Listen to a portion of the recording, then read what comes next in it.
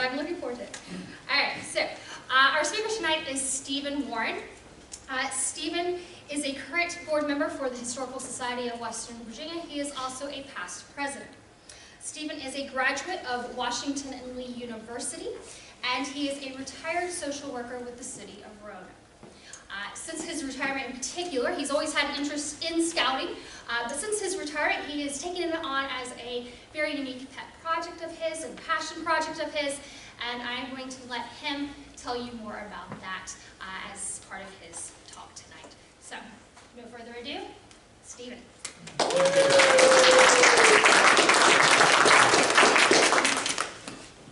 Thank you, Kelly. And to get started, I want to do one thing first, and that is to, what's the best way to do this? There we go. Let's say hi, everyone. Hi. Great. I saw Ringo Starr do that when he played Roanoke, but his was much better than that. Switch classes here too as well. And I wear this hat only just to send across the effect of the full period attire. We had a gal speak to us, gosh, a couple months ago, and she was in full morning dress. And it just really made that presentation for me. And I thought, well, that means I'm definitely going to have to wear my vintage scout uniform that I had made. And if it was a true vintage uniform, I would not dare wear it in public because Ashley Webb would get after me for misuse of precious textiles. So this has been made. But that being said, the hat's too hot to wear. So, and also the eyeglasses, the period eyeglasses, don't come with bifocals. So switch those out. So thank you all for coming, and I see several friends who have traveled. I'm just honored by that. I am excited to bring this talk. I wasn't sure how that was going to go since I typically recruit speakers, and for me to announce that I'm going to be the speaker was sort of stepping out a little bit in faith that was going to be an okay thing, and it really is. For me, it's time. I need to get this story out. I've written at least 2 articles for our Society's journal. There are more to come, if you can endure that, but they're fun for me and they give me an opportunity to do research and connect with people. And as I've been reminded as we gathered here this evening and chatted by the display table, scouting brings back a lot of memories for a lot of people. And that's one of the things I like the most about it, is hearing other people's stories about when they were scouts. And so that's been a good thing. And also, as we get older, it's important for people to tell their own family stories, and that's what I've found in a lot of people, including several of you who are here today. You tell me about your father or your grandfather in scouting. And so all my life I've been hearing stories about scouting, and I grew up in this area, and I was a scout in this area, and I just felt like at some point I needed to do something with it. And so, as Kelly said, when I retired a few years ago as a social worker with the city, my wife continued to work, and I needed a good reason to make good so that I wasn't just laying around in the bed and while she goes off to work, as you can imagine. And so I began in earnest to provide structure to something I've been doing all along, which is to hoard scout memorabilia.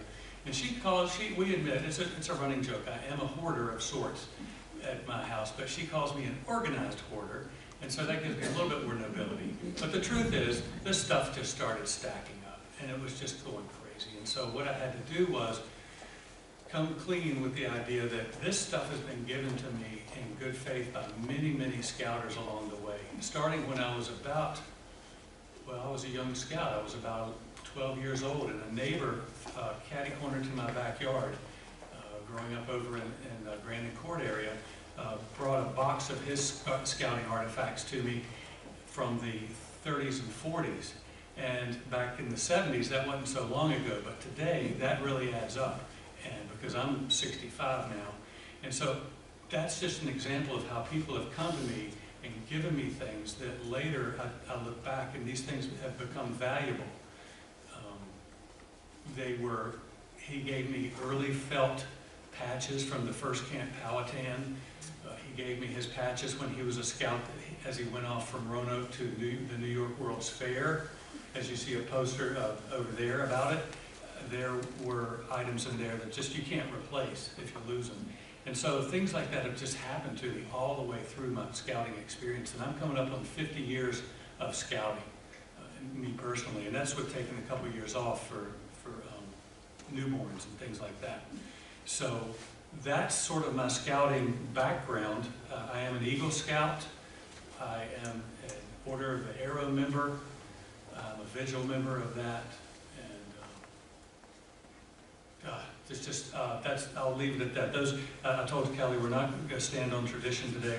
We're not going to get into the deep dive about credentials, but my story is that I've just loved scouting for a long time. What troop were you with? I currently am with Troop 221. I grew up in Troop 50 over at Woodlawn United Methodist Church. They are no longer around. So what happened was, as I came up with an idea, what I realized was, I cannot leave these things in my basement for our children to deal with in a yard sale someday down the road. And so I realized that the only thing I could do was legitimize this collection, building a historical framework around it that had either a board or was part of another board of directors that could govern this. And so I looked at various models. I talked to different people, including our own history museum. And the thing that finally led me to create the Blue Ridge Scouting History Project last year was the idea that I'm not following 110% American Museum curatorial standards. I like to take collections out into the field and show them off. And so once you donate something to our museum, however, it stays in the museum. You can take a picture of it, take that out into the field, but you cannot get that old uniform past Ashland once it's been donated. So that's what led me to go this route. And I built into the bylaws, after I found seven or eight. There's 7, including myself. There are 8 total board directors of this organization. Wendy's a treasurer for it. The bylaws state that should this organization collapse on its own whatever merit, at some point in the future, that it will follow certain provisions for rehousing, rehoming this collection. And the first priority would be to search local historical societies. And so, for all I know, this is going to come back to the Historical Society of Western Virginia someday, but I'll be long gone, and I will have had fun taking this stuff out into the field. And at that point, I don't care. But for now, the Blue Ridge Scouting History Project is alive and well, and there are, let's see, and we have a social media presence. We have a website at www.natawak.org, which is Powhatan spelled backwards. And you got to go to the website to find out what that story is about, why the Natawak. And also we have a Facebook group that's private. You can't just go searching for it. You have to have a friend that's in it, and then that friend can invite you. I don't know, the privacy settings are so weird. It just keeps weird people out, you know, that Facebook is full of. And so it's this private group that has over 450 like-minded scouting, friends of scouting, to borrow a phrase, scouting history. And so from this region. So we just focus on this region. And honestly, this is creating a new model that I'm finding is very, it's a lesser known or lesser followed model. Most history pursuits of scouting councils is done within the umbrella of the scouting council itself. But I did this as a third party to be in sort of symbiotic relationship or support relationship to our local scout council, because as you know, they've got their plate full with various social issues of declining population and changing demographics, where their numbers have dropped precipitously. All kinds of youth organizations are following the same suit. But so our local council has its hands full and has probably not a good idea for it to worry about history at this time. And so we do this to support our local council. All right, that being said, want to get on with the lecture. But also thank you, because all of this stuff wouldn't be possible if it wasn't for people saying, I want you to do something with this. I can't hang on to this any longer. This was either mine or my grandfather's or whatever.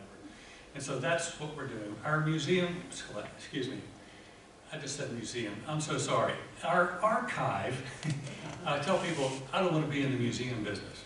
Truth be known, I do pop-up museum displays all the time. That's my model, is I take a museum out to the field.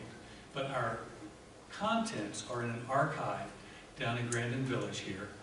Fellow board member and friend, Nelson Harris, has graciously leased me some space on the 4th floor of their church that was being unused, and so that's where this material is kept safe.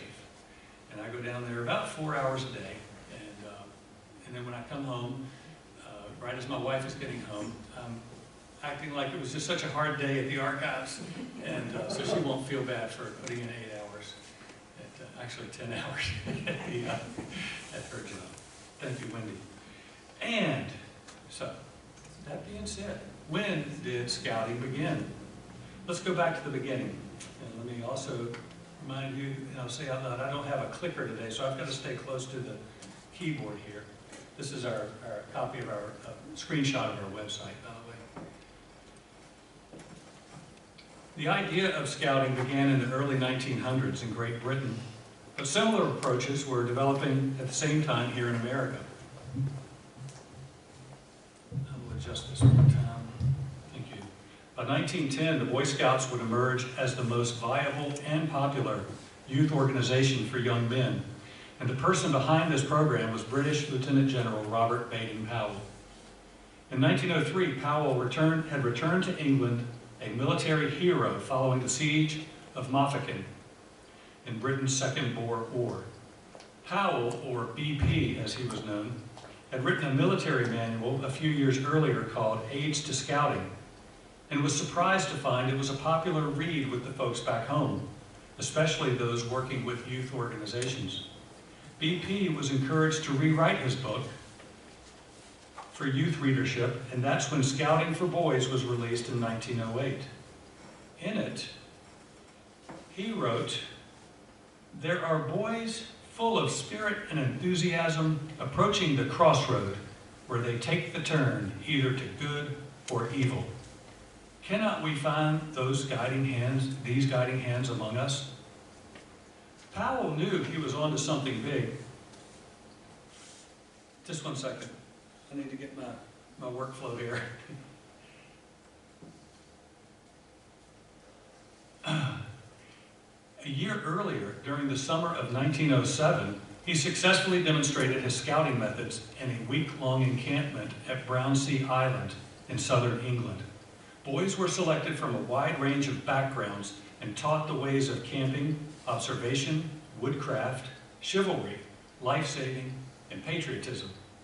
This Brownsea Island camp would become the working model for a worldwide scouting movement that continues to this day. Boy Scouting grew quickly with more than 100,000 boys enrolled by 1910. That same year, Baden-Powell co-founded the Girl Guides program in England with his sister Agnes. BP soon met an American named Juliet Gordon Lowe, who was staying in London, and he encouraged her to become active in the Girl Guides. When Lowe returned to the U.S. in 1912, she immediately went to work creating the Girl Scouts of America. Shown here is BP, his wife, Olive, and Juliet Gordon Lowe. I do not have a picture of him with his sister, Agnes. Youth development programs were also being emphasized in the U.S., where boys in the early 1900s were often stereotyped as being troublesome and lacking good direction. What boys needed, the expert said, was time outdoors, learning from good role models. In the U.S., the YMCA already promoted a healthy program for young men, but in many ways the YMCA youth program lacked a sufficient outdoor element, which was proving popular in other organizations. In 1902, American naturalist and writer Ernest Seton founded the Woodcraft Indians, a loosely structured program emphasizing outdoor skills and nature study. He wrote a handbook called The Birch Bark Roll of the Woodcraft Indians, His ideas greatly influenced Robert Baden-Powell during the formative period of the Boy Scouts. In 1905, a well-known American author and illustrator, Daniel Carter Beard, founded the Sons of Daniel Boone. The Sons used a club format and focused on nature, conservation, and outdoorsmanship. Beard's columns appeared in Women's Home Companion, which endorsed and helped promote the Sons of Daniel Boone. However, a dispute with the publisher in 1909 led Beard to change the name of his program to the Boy Pioneers of America. In 1909, a wealthy Chicago publisher by the name of William D. Boyce set out for Africa, where he was going on safari. Boyce had to pass through London, and he reportedly got lost in the fog one dreary evening in what became known as the Legend of the Unknown Scout. A young lad came to his aid and guided Boyce to his destination. The wealthy American tried to give the boy a tip, but was refused. "I'm a Boy Scout," the lad said, "merely doing my daily good turn." Boyce visited the scouting headquarters the next day to get more information about this remarkable program, where the youth did a good turn each day. He learned a little bit, and he went on his way. But upon his return from Africa, he stopped by the London scouting headquarters once again and discussed using their materials in the United States. Boyce is thus credited with bringing the scouting program to America. On February 8, 1910, Boyce incorporated the Boy Scouts of America in Washington, D.C. Now, Boyce was wealthy enough to bankroll the operation for its first year, and he hired Administrator Edgar Robinson away from the New York YMCA, who would manage let me just go one more. There we go, Edgar Robinson, who would manage the daily operations. Together, they enlisted the support of the other boys' programs, including Seaton with the Woodcraft Indians and Beard with the Boy Pioneers. A national office was established in New York City, and in early 1911, they retained the services of a federal lawyer and well-known advocate for children's rights, Mr. James E. West. This was only supposed to be a 6-month commitment for West, but like a lot of us, he ended up staying for 35 years. Under his leadership, the Boy Scouts became one of the most well-recognized youth organizations in the U.S. Under his leadership, the scouting movement would be guided by the principles of self-reliance, citizenship, resourcefulness, patriotism, obedience, cheerfulness, courage, and courtesy. So, scouting comes to Roanoke, Virginia.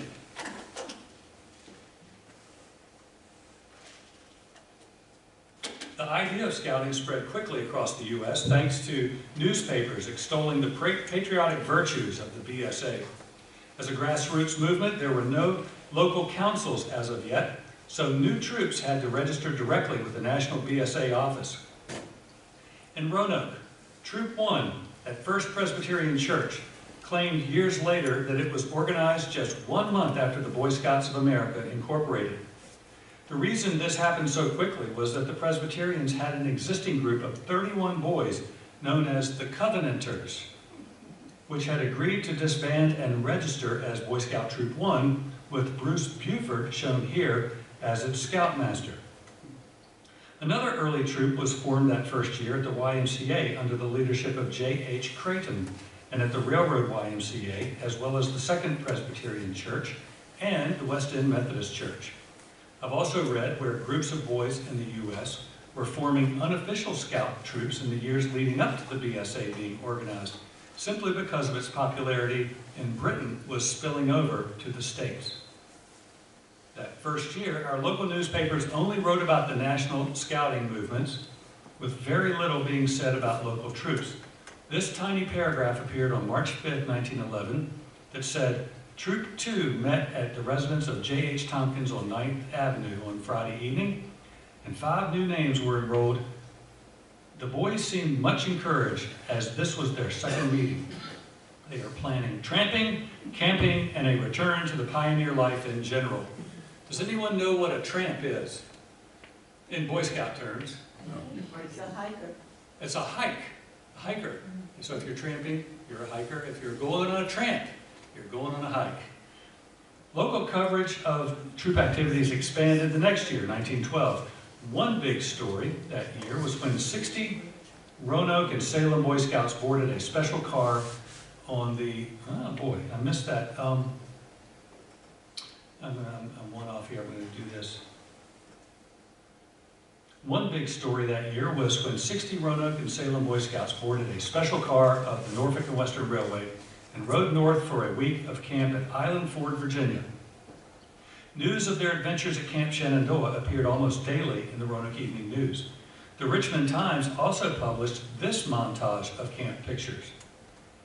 I can only assume that the local newspaper did not have the half-toning capability yet to pull this off. That's a very muddy-looking image based on microfilm, increasing the contrast of it. But nonetheless, anytime a newspaper was trying to pull off a decent halftone in 1910 to 1920, it was an iffy proposition. And so that's what you're seeing here, is that Richmond did this where Roanoke's newspaper at that time could not. They were still just doing line art illustrations for the next few years. So the Boy Scouts have always been patriotic and service-oriented, and newspapers were right there with stories of Scouts taking part in civic causes. In 1914, when the Catawba Sanatorium held a fund drive for its tuberculosis ward, Roanoke Boy Scouts went door to door for pledges. When the Chamber of Commerce encouraged residents to decorate their homes for Flag Day, the Boy Scouts distributed 5,000 of their leaflets. When the city announced plans for a week-long cleanup drive, Boy Scouts were assigned to take care of the vacant lots around town. Scouting was also well supported by local business leaders. Its first office was leased within the Roanoke Times building. As its needs grew, the Scouts moved over to the Chamber of Commerce office. In 1915, after 4 years of steady growth in the program, more than 40 business leaders met with Scout volunteers and organized the Roanoke Boy Scout Council. At this time, there were only 150 Scouts and 6 troops, but it was about to take off. Coincidentally, that same year, the Roanoke YMCA hired a young man to head up its boys program. Douglas Dell D.D. Withers had grown up in Charlotte, North Carolina, and was working at a YMCA in Jacksonville, Florida, when they hired him.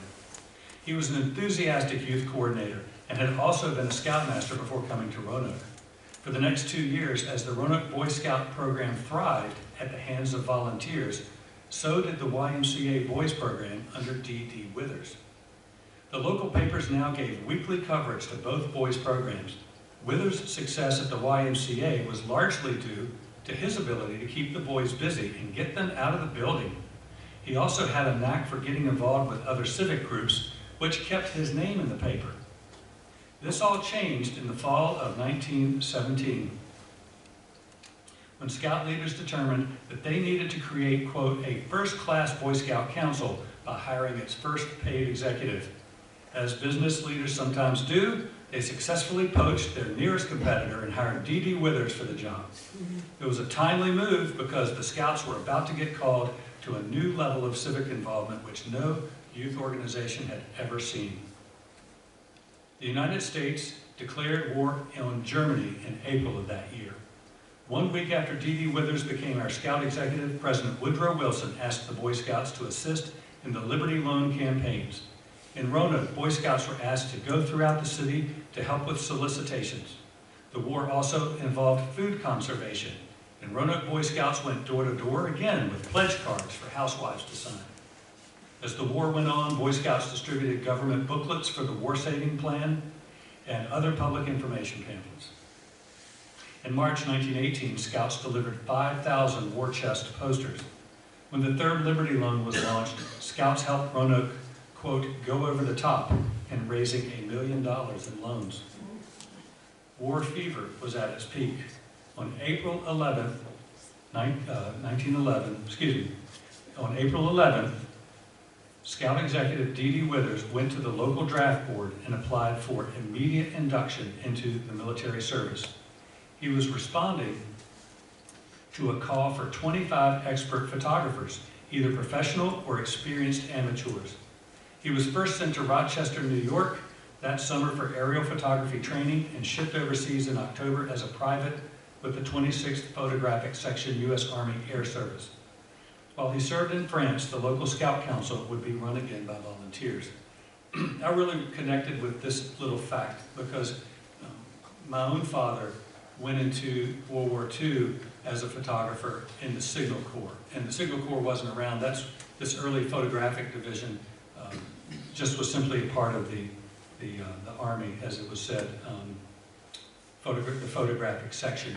But so having a father as an official U.S. war photographer, according to his shoulder patch, just really made me connect here with the story of D.D. Withers. And this is his compiled service record card I was able to find.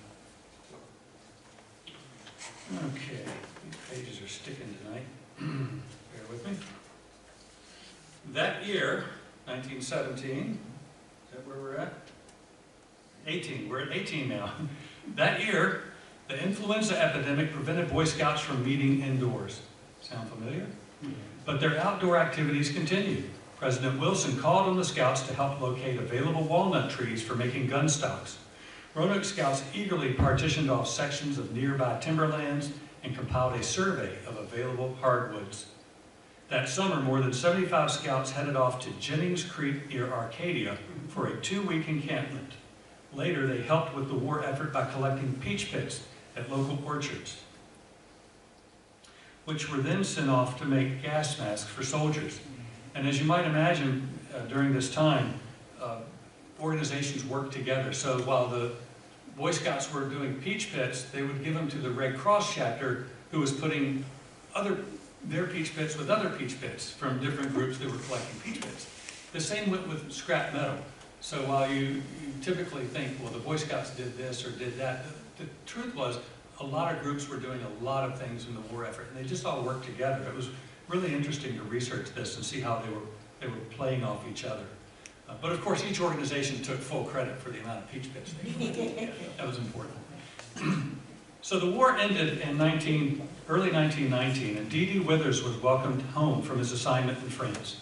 His job with the Scout Council resumed immediately, and he announced big plans for the coming year. The council's, well, hardly that year, for the next 3 months. The council's biggest achievement that spring and summer was the creation of a fixed camp in the Natural Bridge section of the Jefferson National Forest. When the council held a contest to come up with a suitable name for the site, it would be named Camp Powhatan by Roanoke Scout Orrin Clark, who had recently written a school paper on the Native American chieftain. This first Camp Powhatan was located at the trailhead of Sulphur Spring Hollow. I've got my slides backwards, but I'll come back to that. Sulphur Spring Hollow. 3 converging creeks were dammed up to make a small aquatics area, as shown here on the rightmost part of the slide, and where the Scouts learned swimming and life-saving skills. Large surplus Army tents were brought in, and the Scouts enjoyed a wide range of activities, including hikes to the nearby peaks of Otter. Due to its small confines, Camp Powhatan would move in 1922 to a larger tract downstream, as shown here to the left of the slide, where it remained until 1949. Now, of those who are in the room tonight who have experience with the local Scout Council and its massive camp reservation system, imagine setting sails in January that you're going to have a full-blown camp by June. And he did it. That's what D.D. Withers' genius is all about, and my understanding of how he worked with volunteers. He just got things done. So this happened, that our first camp got on the boards by the summer of 1919. So, in 1920, as the Scouts' first decade ended, let me go back one slide. I told you I was backwards here. This is a picture from the newspaper again. Later in the decade, you can see that the halftone technology is still pretty rudimentary, but this is a picture of boys at that first Camp Powhatan. Don't know what that one kid is holding. I'm thinking it's an award for winning something like best tent or something. At first I thought it was a fish, but I don't think they grow them that large in the streams of Arcadia, but I could be wrong. So, in 1920, as the Scouts' first decade ended, Lord Baden-Powell announced that he would conduct the world's first international jamboree that summer in London. 8 boys from Roanoke, shown here, would be among the 301 U.S. Scouts attending this first ever World Jamboree. It was the trip of a lifetime, but you had to be first class rank or higher to qualify. You also had to be able to cover the cost of $300. Now that's a lot of money back then, but it just sounds so small today. These 8 boys shown here made up the Roanoke Council's contingent to the first World Jamboree. This was considered a large group, and it is a testament to the quality of the Roanoke Scout program and the good working relationship we fostered with the national office at that time. Steve, Yes, do you have the ages of those boys? I do, just not here in front of me. They are, I think they are listed in the article that I wrote for the journal on that World Jamboree. It may come up here in a later slide where I've got a copy of the guy's journal that I took a lot of that data from. Great question. On July 1, the Roanoke boys set out by train for Hamilton, New York. Once there, the U.S. contingent was divided into smaller troops. Training drills were conducted, new jamboree uniforms were issued, and final inoculations administered. Scouts toured the city, swam at Coney Island, and led a march up 5th Avenue. They assembled in Central Park for a major address by Chief Scout Executive James E. West and distinguished guests. On July 6th, the Scouts boarded the military transport USS Pocahontas and steamed out from the Hoboken piers. Scouting magazine gave this description of the send-off. It was a tired lot of boys that marched up the gangplanks with their duffel bags and valises to face the movie men, to stow away their luggage, to give one look at their quarters, and then to plaster themselves along the ship's rail and glue their eyes upon the crowded pier below. God, I love PR writing from the 20s. That's just great stuff. When promptly at 1 o'clock, the final whistle was blown and the ropes were pulled in, and the tugs began to puff and pull, and the Pocahontas backed out into midstream. Something finally got underway that is going to count big in the history of the world. Some say that in this International Congress of Boy Scouts lies the promise of world peace. Wow. The Roanoke boys spent the next 2 months sailing the ocean and touring England, France, and Belgium. They attended the World Jamboree ceremonies at the famous Olympia Exhibition Hall in London and performed drills for Lord Baden-Powell himself. The Roanoke papers gave extensive coverage of their trip, offering personal accounts from the Scouts and their families. As the U.S. contingent headed home, they visited Paris, toured the battlefields of World War I. The Scouts were also given a day in Antwerp at the World Olympic Games. Many of the U.S. athletes were on board their return ship, the USS Matoika, or Matoika. The government provided this free transport for the Scouts and athletes, but the ship was also loaded with 1,280 coffins with disinterred American soldiers from the battlefields of France. After a week at sea, the Scouts arrived in New York and were treated to a big dinner at the Hotel Commodore. It was reported that each of the 350 Scouts and guests were given, quote, 2 ears of corn, at least 10 inches long, and a whole broiled chicken. Back home, several boys described their trip to a Roanoke Times reporter. Fleming Hurt and Ralph Witt had an experience which they will remember to the very last day of their lives. The World News wrote, in spite of all the wonders of the world which they had seen in their travels, most of the lads seemed to agree that the New York skyscrapers in the morning light was about the most welcome sight they had seen. So at this point, if you'll bear with me, I'm going to close this window and go to a folder of images and give you a brief travelogue of that jamboree. So let me do this. I'm without my mouse, so I'm a little slow here, but think I can get this. Okay, good. Now let me blow that up. You see? Okay. Now why is that not?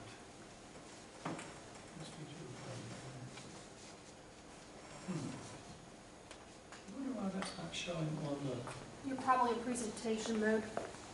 say again? Presentation mode. Okay, I'll take your advice and any help you can give. Okay, so, shall I come out of PowerPoint? Shall I just quit? No, I want to come back to it eventually, so, oh, I know why. So go, like, hit escape. That should do it, thank you very much. Okay, we'll come here. Very good. Now we'll try and blow this up a little bit. Okay, so I'm just going to run through these in a travelogue fashion, and I'll come back. This is the bunch before leaving Roanoke, and so I imagine this is approximately the Transportation Museum today, the what might have been the freight depot. It sort of has that look about it, where the trains are parked today at the museum. And this front row shows the boys with their beanie caps that were used. That was something that you would get at Camp Powhatan, was a beanie cap. And I do not see D.D. Withers in this shot, and so I'm assuming he's the one taking the picture. This is the bunch equipped at Fort Hamilton. They look so much older now. And this is the troop marching near the fort. And this is labeled Father at Coney Island. So I'm assuming that's these photographs and the daily journal that I worked from, that I was given for preservation, was from the hand of Scout Edwin Goodwin, excuse me. Edmund Goodwin. Those syllables mess with my brain. So, this is his father, Mr. Goodwin. All right, here's the scouts in the ocean taking a dip. And, you know, for me, this has been an education about Coney Island. Back in those days, you go to Coney Island more to swim. I would think you'd go there for the amusement park features. But, you know, that's just my current thinking. So, again, in history fun. This is a picture called The Troop at Attention. And as you can see, the troop and the language of troop and the uniforms and everything looks very much like Army troop, kind of. It's no coincidence. The uniforms, as I'm wearing today, were based identically on the U.S. Army issue at the time. And so that's why everyone looks like Army soldiers. All right, these are our barracks. This is a little out of sorts, but I'm going straight from how it was presented in the album. This is called Ready to Leave. You can see a sense of what all that, everything from looks like a doctor's bag to duffel bags. Remember how you'd go off on a trip when you were a kid and your mom gave you a suitcase that was like 80 years old and you were so embarrassed because it like didn't fit what everybody else had? And that's sort of what that looks like to me. It's like everybody's got grandpa's suitcase at the jamboree. So this is Mr. Beanie, and Mr. Beanie is the head of the troop that this Roanoke bunch was assigned to. Here they are sitting on their cases. They're all ready to leave. It looks like they're leaving Fort Hamilton. Again, slightly out of sequence because they're not leaving New York yet, because first they have to hear from Mr. James E. West, who looks like he's sticking out his tongue in this photograph. It's pretty funny. But the idea was Mr. West was a big celebrity, so to get a snapshot of him was a big deal. He later appears in Central Park making a big speech, as was mentioned earlier. Here is everything spread out for inspection, simply called inspection. And anyone who's been in a scout troop before and getting ready for a big hike knows everything about a shakedown inspection, where you're given orders to put everything out there and then you're judiciously you know, everything heavy is picked back, and you're going to have to learn to do without. So here they are doing an inspection. This is one of the other scouts, Austin Francis. These are the barracks again.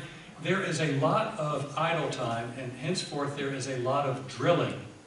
They even brought in Army specialists in drilling to accompany them to the Jamboree, because they just drilled.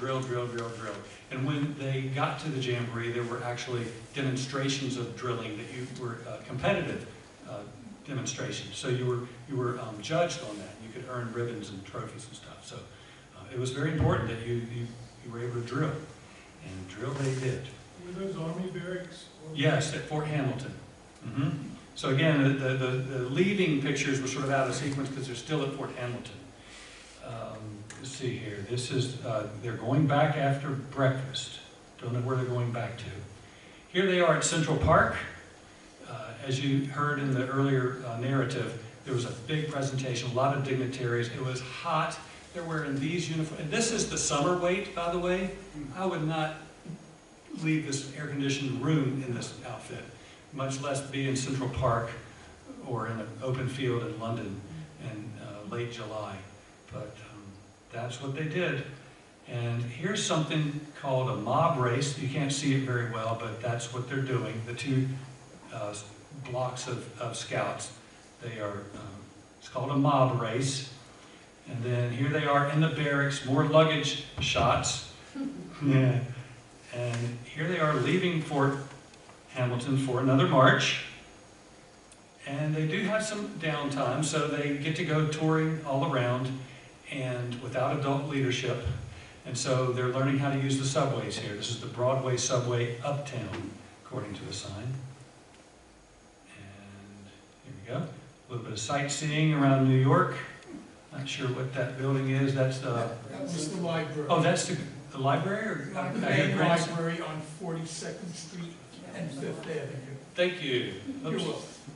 And I like that car here. I like vintage cars. And you see here the bus is sort of shadowy, but the bus shows them, see the bus again? There's here I believe they're heading towards the Bronx. Just my memory serves. They were going out to Grant's tomb. And so, I want to say it's out that way. And so here's their upper level, taking a picture of that bus. This is Grant's tomb. A little fuzzy, but you know, the bus is moving while he's taking this picture. Here's New York at night. It says RIT. I don't know if there's a Z that's missing or whatever, but looks like Chalmers underwear is how the sign reads. And here we go. This is the infamous 5th Avenue March, which took place around July 4th or 5th, but it was supposed to be streets lined with people throwing confetti and ticker tape, and they were marching up an empty Manhattan district because everyone had gone out of the city for the holiday weekend. Oh, but march they did. Look how sharp they are in that American flag. Here they are again, Jamboree Troop number 7 right there. Just a gorgeous photograph. These, by the way, these images, just what a rarity for these images to survive. It's been an honor to work with this collection. This scrapbook was donated by the family at some point in the past 20 years to the local Scout Council. And when they moved from the Valley View area, they had these big series of yard sales. And so this album, among many other things, came into private hands. And the person who initially obtained this saw what I was doing with the preservation and decided that it would be better off in my hands. And so then I was able to do something with it, preserve it, and stabilize the images and scan them at high res. And so that's what's going on here. That's how I got this. And so here again, 5th Avenue March. And this is the band. The band, I believe, was from Denver, Colorado Scouts, made up of Denver, Colorado Scouts. All right, now we're ready to leave. And this time they're serious about it. They're standing by the cars, and me being a trained guy, I just like reading the sides of this. these cars, but anyways, we'll keep going. Here they are lined up, and this one's labeled, ready to leave at Hoboken, July 6th. And here we are. You've seen this picture on the boat. God, what a gorgeous steamer, too. Look at that, the ornate work on that stern. Here's a little bit of close-up. See the kids, thinking back to what we read about the kids marching to the edge. And so this is called Sailing July 6th. And then this one's called Sailing July 6th. And this one is called The Dock from the Boat. So this actually came from our scout's camera, because you see he's looking down, looking for his family, trying to get a picture of them waving at him. And this is the New York skyline as they're pulling out with the tugs. And of course, you got to get a picture of the Statue of Liberty. Isn't that great? Now, on this trip, I don't know what direction they're shooting, but I'm going to ask my friend Andy. I don't think this meets today's standards for safe handling of firearms on a boat. But this is the U.S. Olympic pistol team. And they're either putting on a demonstration or practicing, or someone's about to lose their life. But I don't know. It's a comical photo, but it simply says Olympic pistol team. Here is our man, me, ready for a submarine. So this is Edmund Goodwin, ready for a submarine. He's got his life vest on. And then On the High Seas, this one's called, French class Pocahontas. And I'm not sure, it looks like to me like they're playing cards, but it could be that they are actually learning some French language. And then this is this is called First Sight of Land, England. So it's fast approaching, and just like in New York where everyone had left Manhattan, the receiving end where the U.S. contingent was to arrive at the in England, where I can't remember the first landing point, there was supposed to be a big crowd, where there weren't. There were just a handful of scouts. And so there's probably more than this, but this one's called English Scouts. And so he had nothing else to take pictures of, so he grabbed a picture of these kids. And boy, it's a rascally looking bunch. Here, you see the same kids? It's the same kids from a different angle. Okay, English Scouts again. All right. Oh, all right, I'll zip through. How are we doing on time? We're doing good. Okay, these are Sea Scouts, and then they're doing some touring before they get busy with their jamboree experience. This is the exterior of St. Paul. This is Hampton Dygood, local scout. And here they are visiting Shakespeare's home, Stratford-on-the-Avon, and they're just starting to look older by the day. This looks like a bunch of adults. So here they are, the group in Warwick Castle. And this one's labeled Voice and Pep, Richmond Park. And so what I looked up, pep, you think of pep rallies and so forth. Pep was a quality that you were evaluated on. So not only did you have to get your voice right, you had to have your pep dialed in just right. So this is them. Baden-Powell, in an informal snapshot. You can tell how small this was because you can see a thumbprint right where Baden-Powell is. Well, maybe not from a distance, but I can see it on my screen pretty well. So these were just small images in large part, except for a couple of them that were larger postcard size. This is a Scottish laddie. No, actually I take that back. This is a Welsh boy. This is an inspection going on at Richmond Park. And I guess what they're doing is they're inspecting the formation. They're not inspecting tents, but so everything about their demeanor is being evaluated. You can see Sibley tents off in the background. Now, this is a very interesting picture called this one is the Colonel and Sir Baden-Powell. That's how it was labeled on the back. And I don't know who the Colonel is, but he's a higher up with the big jamboree in England. And so he and BP are making the rounds. Now this is the Welsh boy. Now we're talking about an inspection. I don't know if they're bouncing quarters off the cot or what, but that's they're getting their measurements out. This is the tent. This is called Our Tent at Richmond. So again, that's a Sibley-style tent. And Richmond Park. These are Scottish Scouts, it says. This is the Richmond Park camp. Love those tents. And these are the types of tents that would have been used at that first installation of Camp Powhatan. I've seen reference to them being Sibley tents at that first camp in 1919. Here they are getting ready to leave Richmond Park area where they had been encamped, and they're heading over to the Olympia where they're going to set up camp again.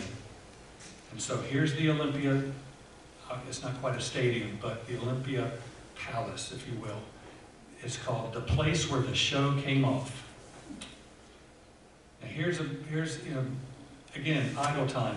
It can get you in trouble. So here they're burning off some steam, and this is called running the gauntlet. You can't see who's running it. I see a little hand somewhere up the row there. It looks like a kid's about to come running.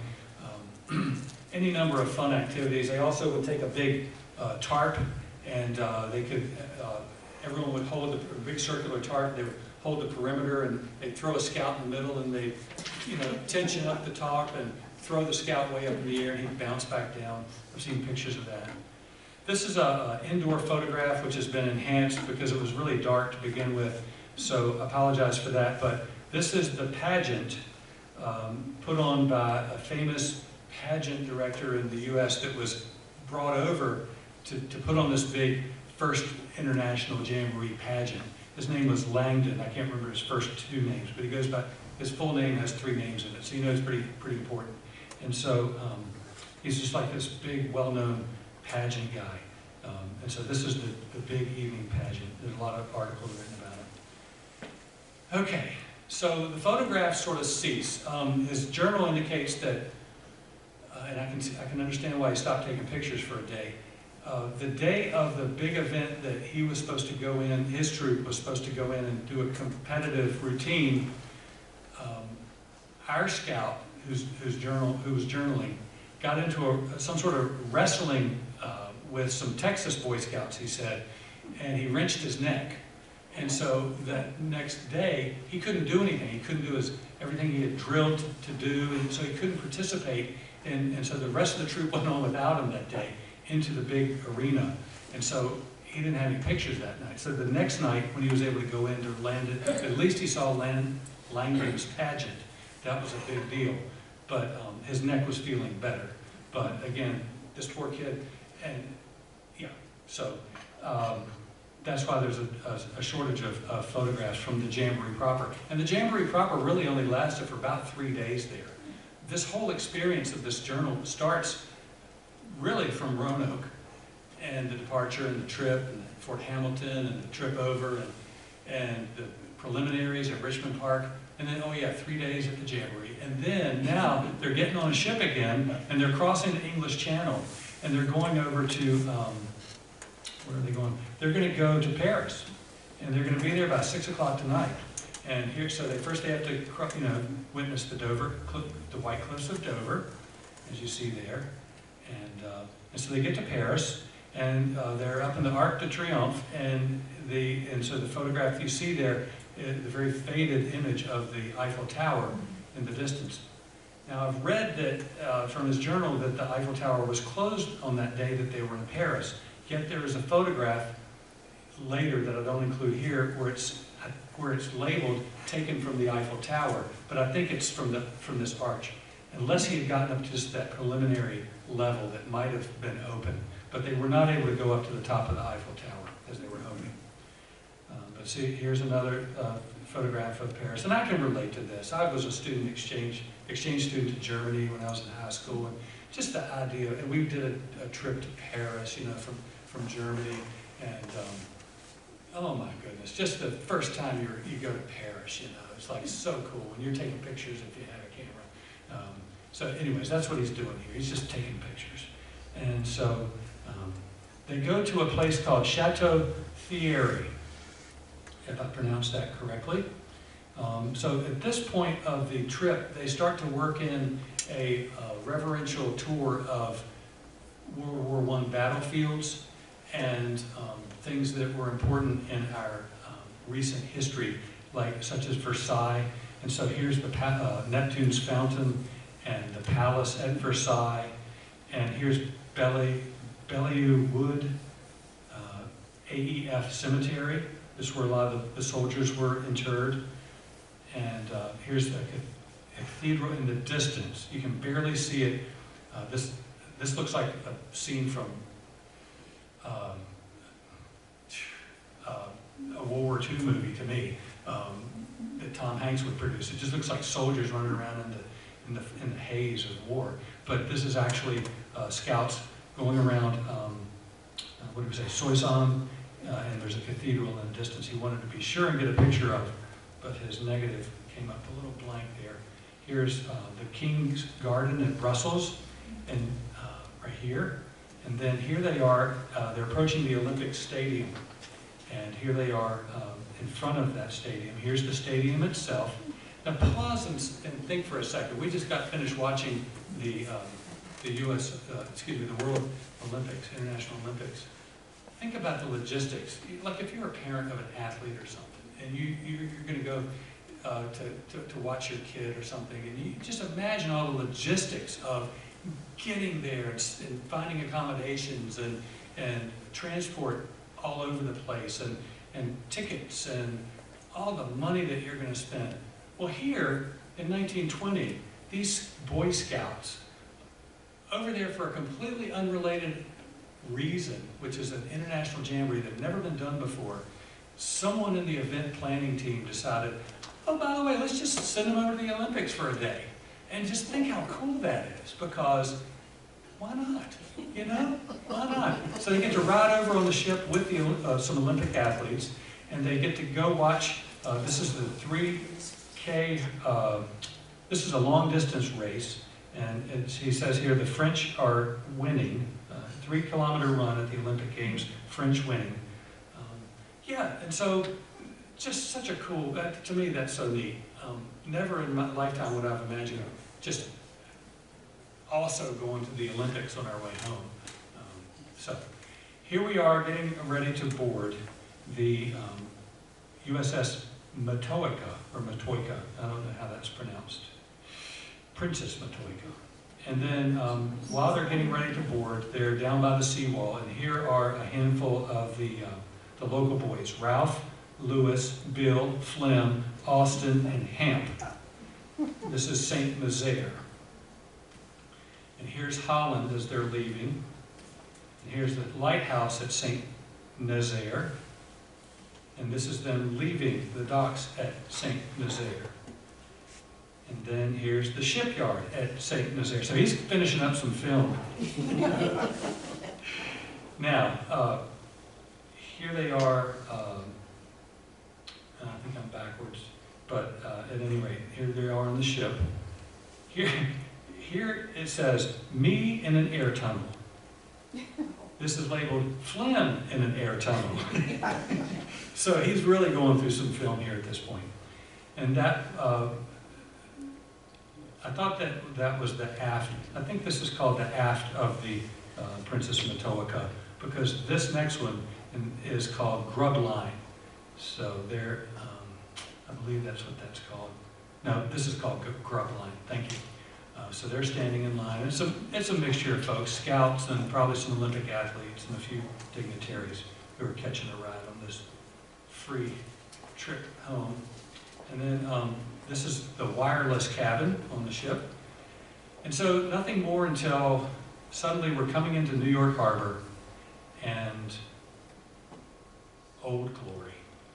So that really is the end of his photographs. But I wanted to throw in a couple of just mementos. And what a just a cool testament, though. Like, isn't it great to be home? You know, it gets me choked up. The idea of he saved one good frame to get the picture of the flag as they were coming in. These are just some odds and ends that were in the scrapbook. Looks like some things that he traded for. Looks like an international patch down below. These are some merit badges. I'm not sure if they're British or American. I don't think they're American, but I could be wrong. The American ones had a thicker border during the 19-teens. Not so much, well, I'll leave it at that. So here are ticket stubs from different things they went to. Okay, this is a card. There on the lower left, Edmund Pendleton Goodwin. So that's his name. My pronunciation, not so good.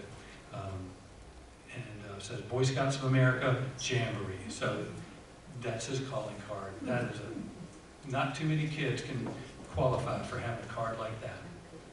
Awesome. These are different shows they went to. This is a menu from the Olympia. So apparently on August 7th, they had a huge meal in the Olympia, probably in shifts, if I had my planning right.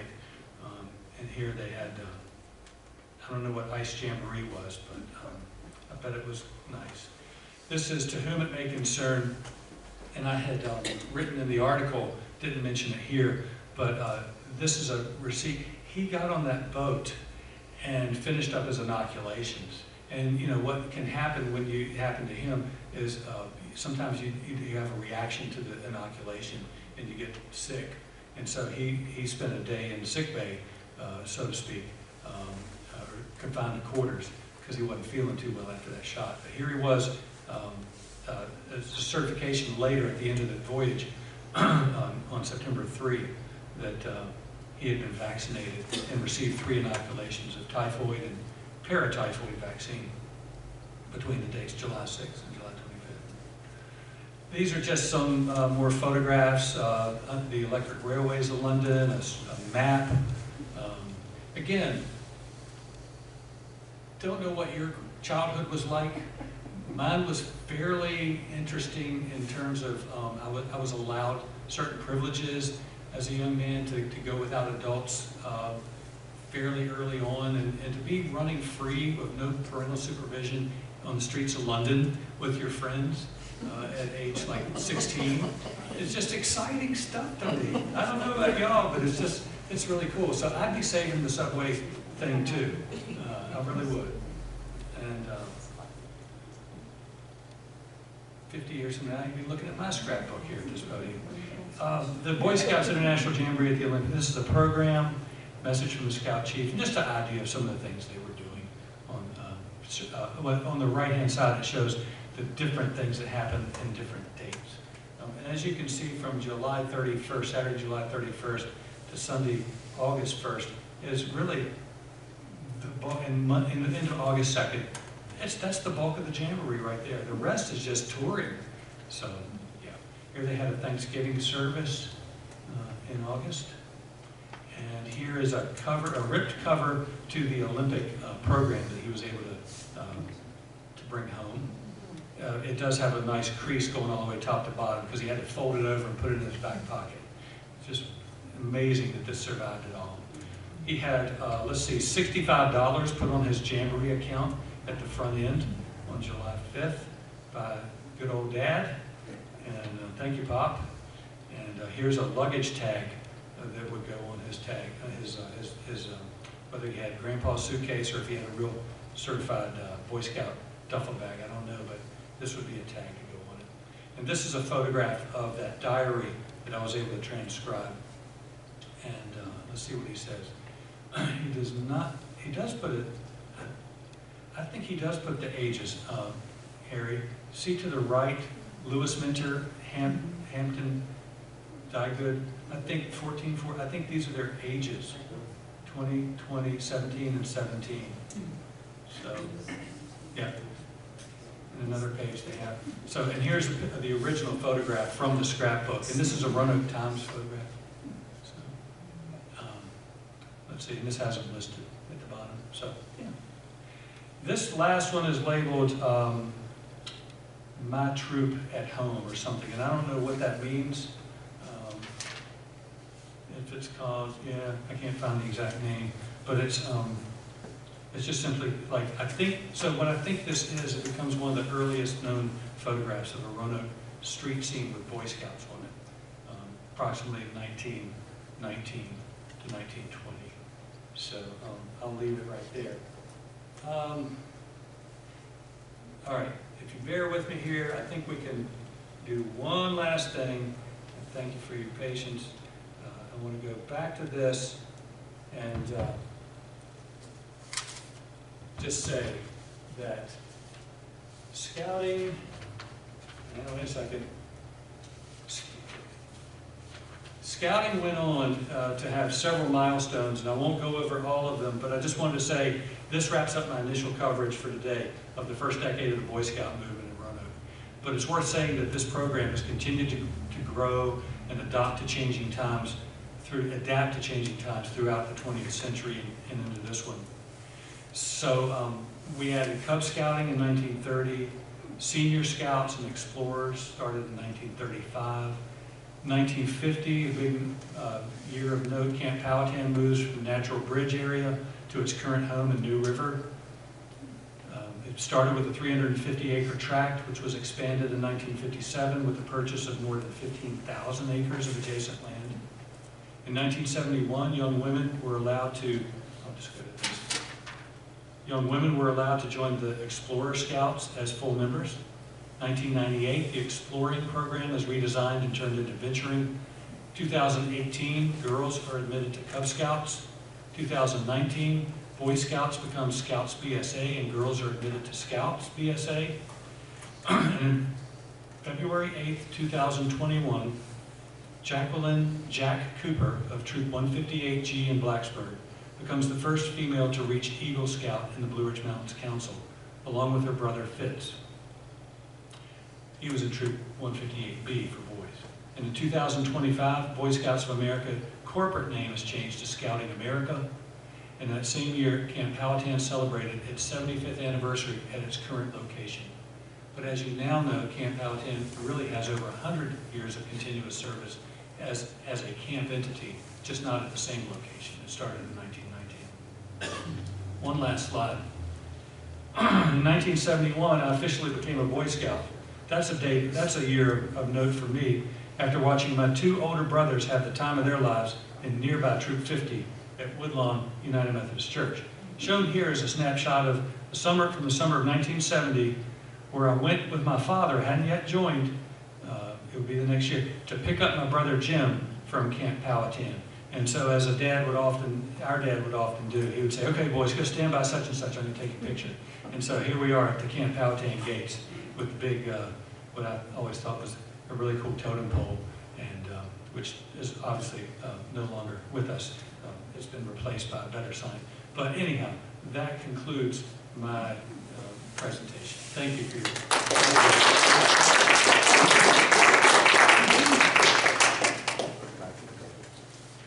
I'll take questions, and I also want to recognize Ralph Arthur and his wife Sarah, who are here from Bradford tonight.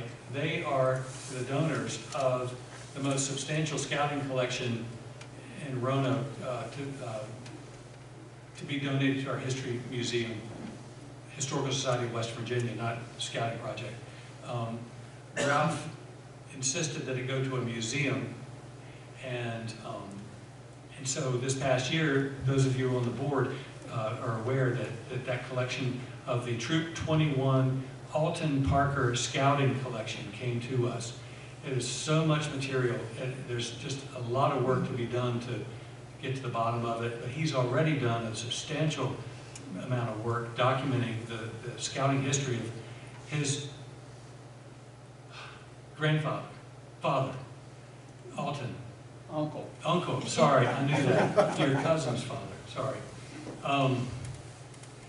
And apologies. And we've just gone back and forth for the past, it seems like years, but it's been a year, where we've been talking back and forth about scout history and about Troop 21 and Alton.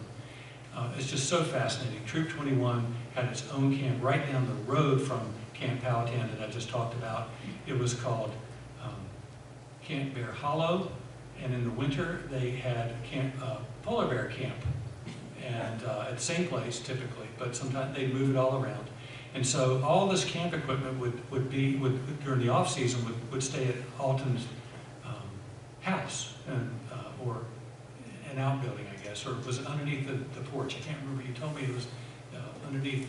It was in the top of the garage, which was separated from the house. And in the bottom of the house was built on a slant, and you had a lot of room underneath that you could park trailers and the Jeep and Yeah. stuff Now, like that. Alton was the successor to his father, Carlton Parker, whose Parker Studios you recognize for the great panoramic photographs of early Roanoke at turn of the century. Alton then went on to become one of the most prolific and renowned portraiture artists in our area, as well as some degree of outdoor work. But my experience with Alton was mostly portraiture, right? But he was so busy with the scout troop, a lot of scouting photographs were procured and by his hand, and so those came to the museum also. Any questions at this point? Where do you wear that uniform that you have custom made? Where do I wear this uniform? I would like to wear it in more places, but the weather being what it is these past couple of years. Reenactments? Yes. So, for example, if you come to the archives as a troop, I would try and wear it there because I'll make a presentation and take you upstairs to the archives and let you spend time going through it. So I did that recently with Troop 2, which is right here at the church adjacent to down a block down at the Presbyterian Church. I had every intention of wearing it this past summer at our, but that didn't happen. So at events like this. I have a friend who tells me it's a little boring. It doesn't have a lot of, I haven't bedazzled it yet, right, with scouting stuff. What do you call it? Yeah, right, flair or whatever. There's probably several badges and medals I could dangle from this thing. Did they have silver beaver back then? They did not have silver beavers. I think the silver beaver award was begun in the 30s, if I read that correctly. Don't hold me to that, but it came much later. Funny you mentioned that. I was notified last Friday that I'm going to be a recipient of that this coming Friday.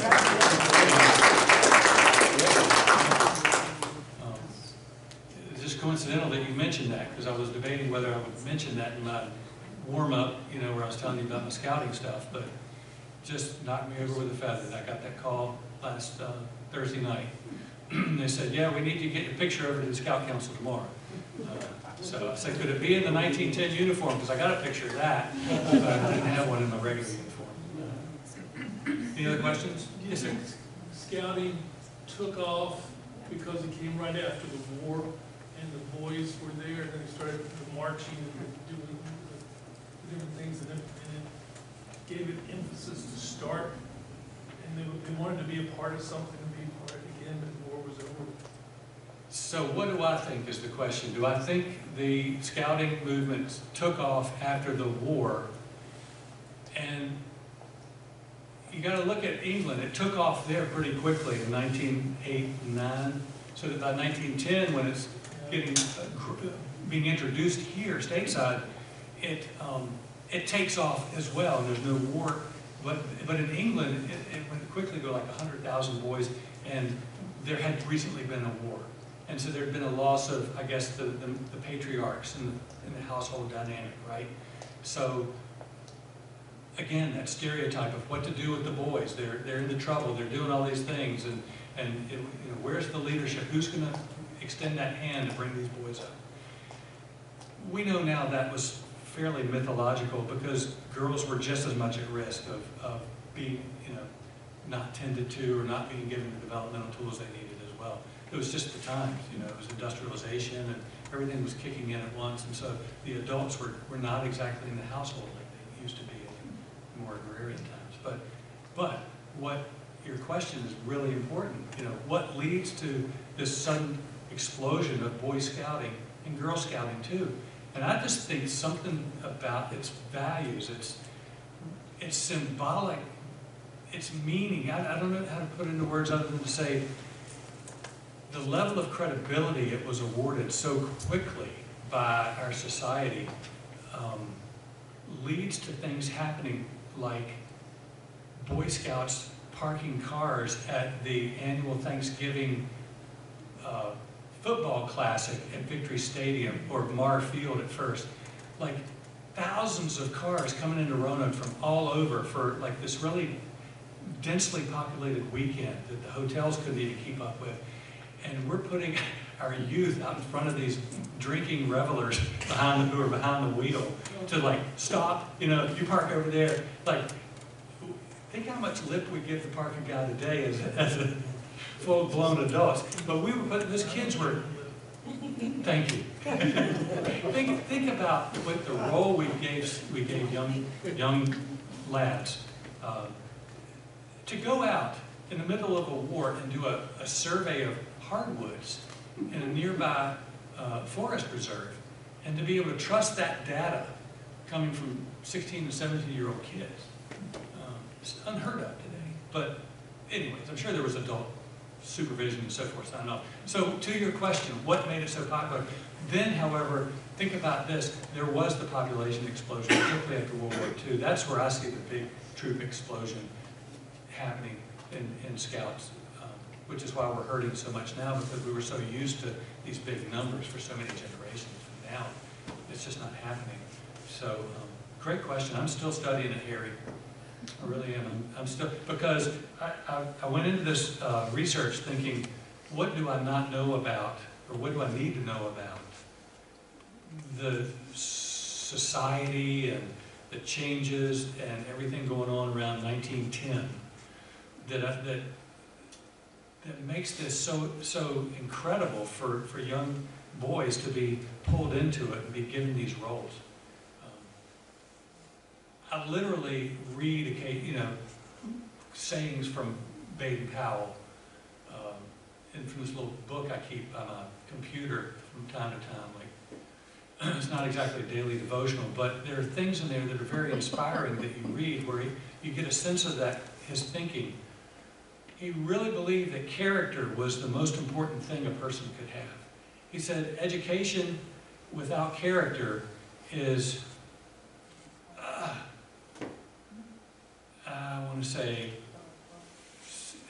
say poppycock or peacock, but it was one of those words that a British person would use, and because he said character really is essential. And anyhow, so getting kids outdoors was this method of developing and